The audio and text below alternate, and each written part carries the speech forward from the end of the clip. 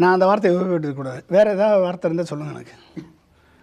தமிழ்நாடு முழுக்க பள்ளி கல்லூரிகளில் போய் ஒட்டுமொத்த இளைஞர்களையும் இன்ஸ்பயர் பண்ணி உன்னால் முடியும் என்ற சாதனை பண்ணு அப்படின்னு சொல்லி அவனை மோட்டிவேட் பண்ணி இன்ஸ்பயர் பண்ணி நம்ம கஷ்டப்பட்டு போய் தொண்டை கிளிய நம்ம போய் கத்திக்கிட்டு இருந்தா இங்கிட்டு ஒருத்தன் சினிமாவில் நடிச்சுக்கிட்டு ஒட்டுமொத்த இளைஞர் கூட்டத்தையும் தற்கொலை கூட்டமாக வளர்த்துக்கிட்டு இருக்காங்கன்னா எவ்வளவு கோபம் வராது.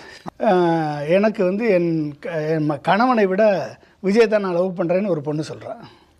லவ் வந்து அன்பாக கூட இருக்கலாம் இல்லையா? அன்பாக கூட இருக்கலாம். அதுக்கு பேர் என்ன?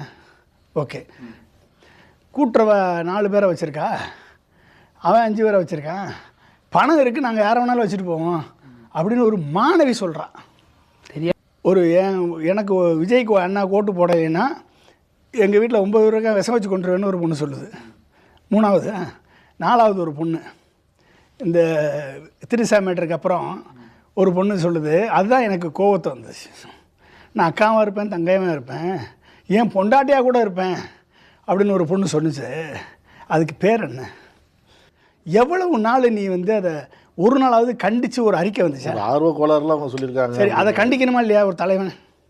அப்போ என்ன அர்த்தம்? நீ என்ஜாய் பண்ணுற, அந்த பிள்ளைங்களை பேச வச்சு என்ஜாய் பண்ணுற, பார்த்து ரசிக்கிறாருங்க அவரு.